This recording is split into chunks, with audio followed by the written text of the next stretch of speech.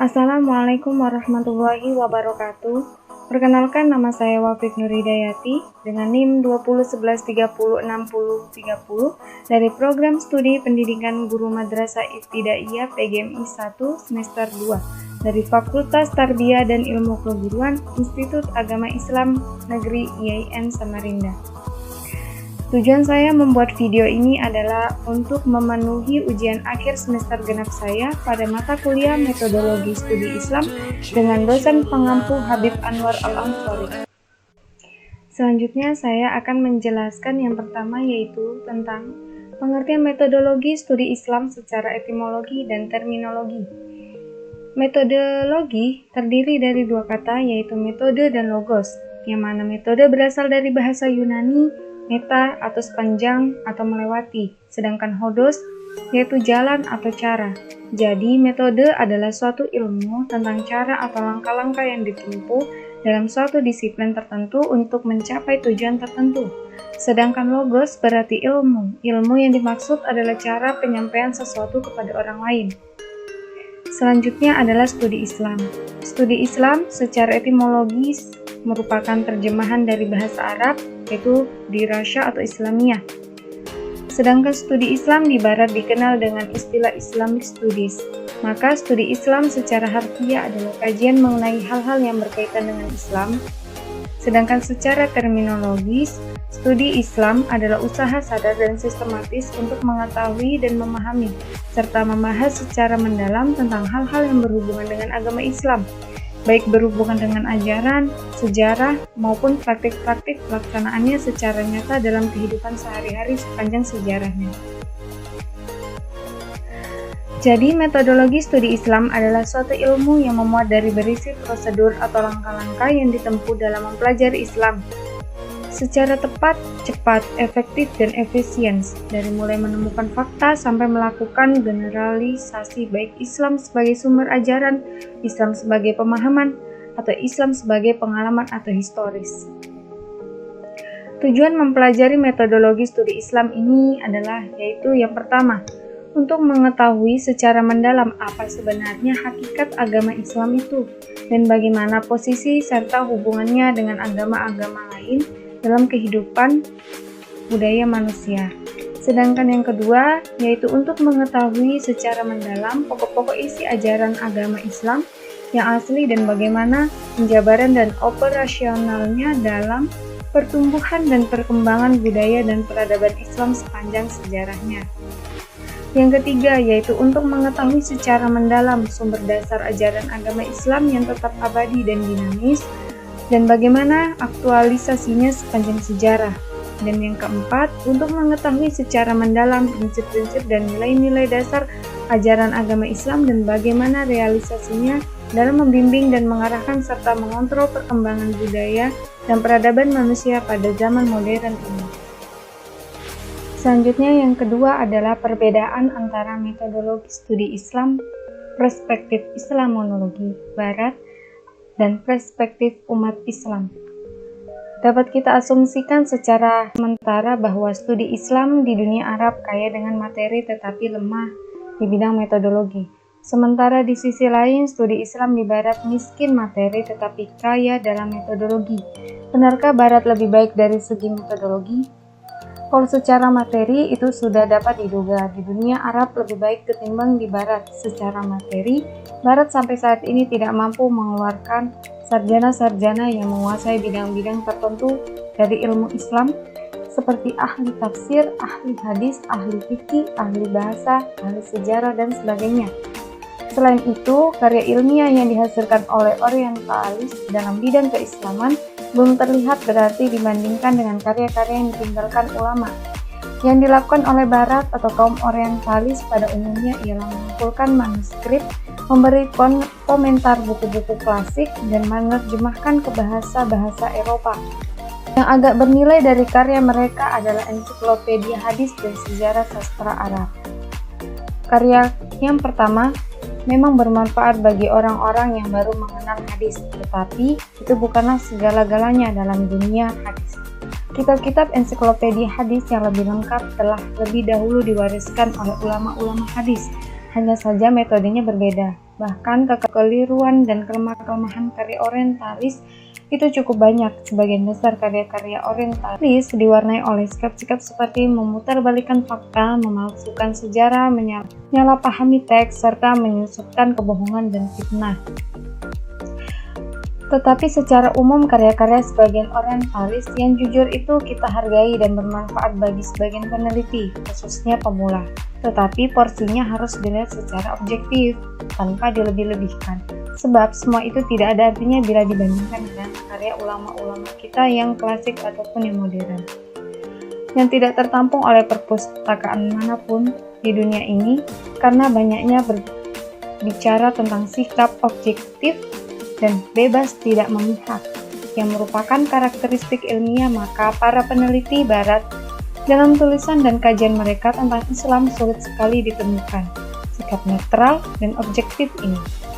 Mereka hanya mau bebas dalam artian tidak memihak. Ketika berhadapan dengan materi yang tidak ada hubungannya dengan kajian keislaman, adapun terhadap kajian-kajian Islam, mereka tidak mampu melepaskan subjektivitasnya sebagai non-muslim. Barat hingga saat ini masih menyimpan gambaran suram dan jelek tentang Islam dan umatnya. Sebuah warisan hitam yang meracuni pemikiran mereka, yang mereka warisi sejak Perang Salib dan belum membuangnya hingga saat ini. Ini diakui sendiri oleh pemikiran mereka, seperti filsuf Perancis dan nenek moyangnya kaum sosiologi dan sejarawan Barat di abad ke-19. Ia menerangkan dalam bukunya Peradaban Islam bahwa peneliti-peneliti Barat dalam menerangkan masalah-masalah yang berhubungan dengan Islam akan meninggalkan sikap netral dan objektif. Peneliti Barat tanpa disadarinya pasti akan memihak dan intoleran. Buku inilah kalau boleh dibilang moderat, yang paling moderat yang ditulis oleh ilmuwan Barat tentang Islam dan peradabannya. Selanjutnya, yang ketiga adalah secara konsepsional kehadiran agama semakin dituntut aktif untuk menunjukkan cara-cara yang paling efektif dalam memecahkan berbagai masalah. Tuntunan yang demikian itu akan mudah dijawab oleh seorang muslim tatkala ia memahami agamanya sendiri secara mendalam dengan menggunakan pendekatan yang tepat dalam memahami agama. Banyak pendekatan tersebut kehadiran agama secara fungsional dapat dirasakan oleh penganutnya. Sebaliknya, tanpa mengetahui berbagai pendekatan tersebut, tidak mustahil agama menjadi sulit dipahami oleh masyarakat.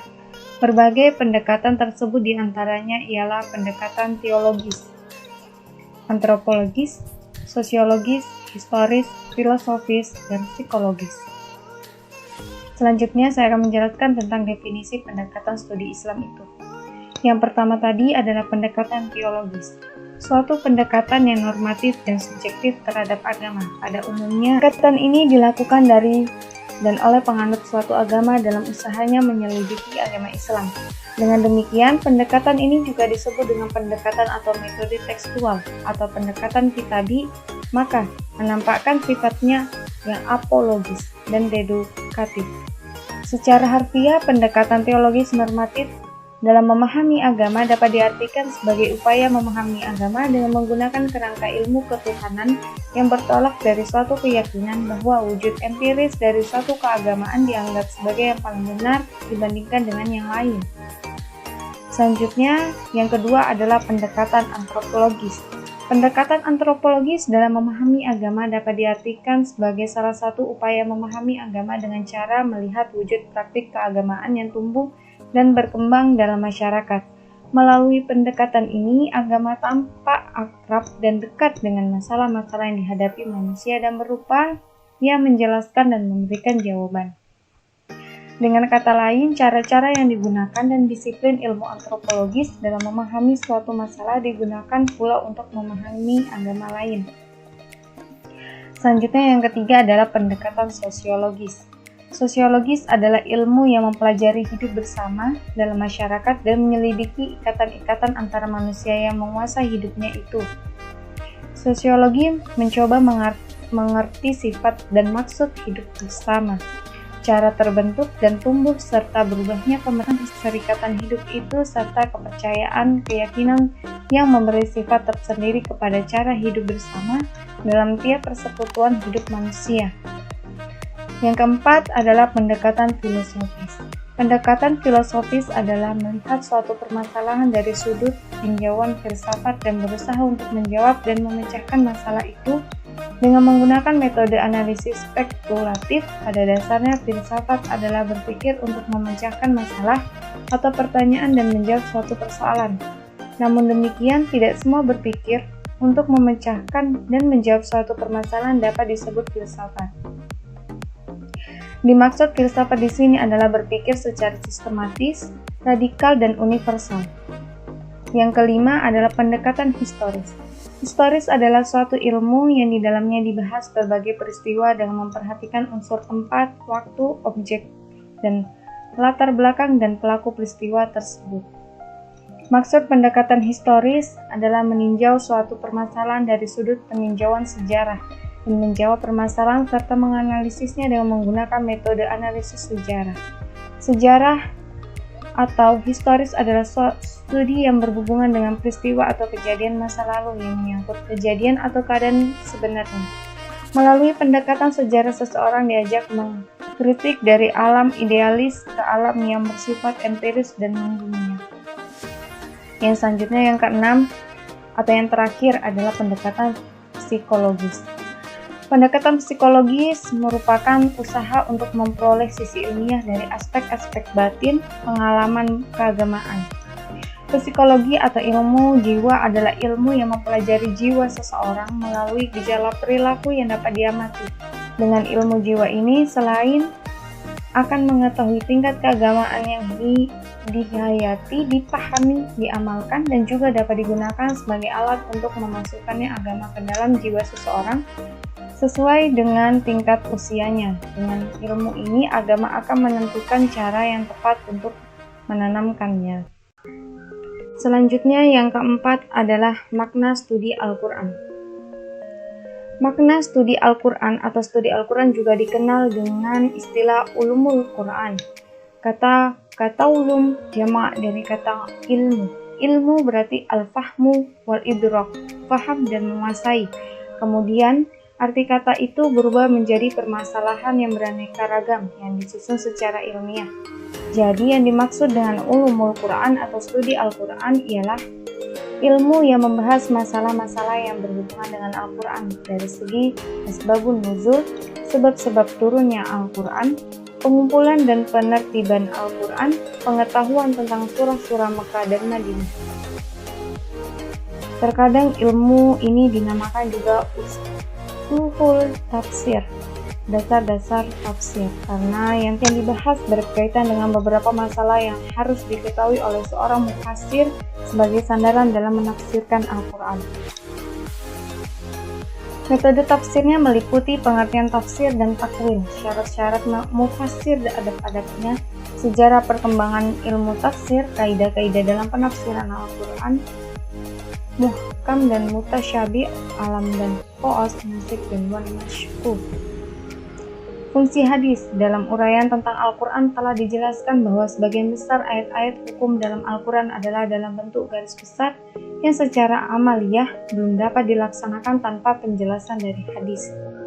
Dengan demikian, fungsi hadis yang utama adalah untuk menjelaskan Al-Quran. Hal ini telah sesuai dengan penjelasan Allah Subhanahu wa Ta'ala dalam surah An-Nahl ayat 64, yaitu, "Dan kami tidak menurunkan kepadamu Alkitab atau Al-Quran ini, melainkan agar kamu dapat menjelaskan kepada mereka apa yang mereka perselisihkan itu." Dengan demikian, bila Al-Quran disebut sebagai sumber asli bagi hukum fikih, maka hadis disebut sebagai bayani. Dalam kedudukannya sebagai bayani, dalam hubungannya dengan Al-Quran, ia menjalankan fungsi sebagai berikut.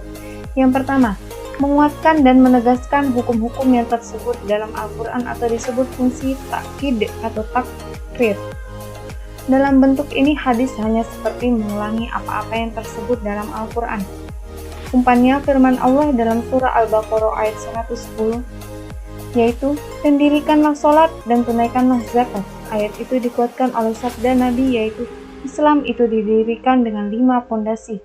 Kesaksian bahwa tidak ada Tuhan selain Allah Subhanahu wa Ta'ala dan Muhammad SAW adalah Rasulullah. Mendirikan sholat, menunaikan zakat. Fungsi hadis lainnya yaitu memberikan penjelasan terhadap apa yang dimaksud dalam Al-Quran. Dalam hal ini yang pertama yaitu menjelaskan arti yang masih samar dalam Al-Quran. Yang kedua merinci apa-apa yang ada dalam Al-Quran disebutkan secara garis besar. Dan yang ketiga membatasi apa-apa yang ada dalam Al-Quran disebutkan secara umum. Dan yang keempat yaitu memperluas maksud dari sesuatu yang tersebut dalam Al-Quran. Selanjutnya adalah metode penelitian sanad dan matan hadis.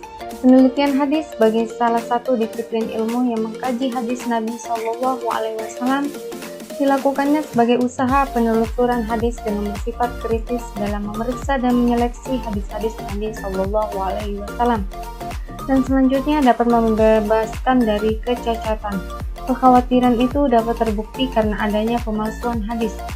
Di sisi lain, adanya pendapat sahabat dan tabi'in yang oleh sebagian ulama menilainya sebagai hadis dengan menamainya hadis mauquf dan maqtul. Sedangkan yang lainnya menolak. Mereka beralasan bahwa yang dimaksud dengan hadis adalah bersumber dari Nabi Shallallahu Alaihi Wasallam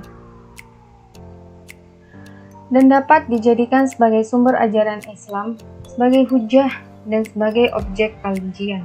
Dengan demikian, peneliti hadis harus diserahkan kepada dua objek peneliti, yakni peneliti sanad dan matan.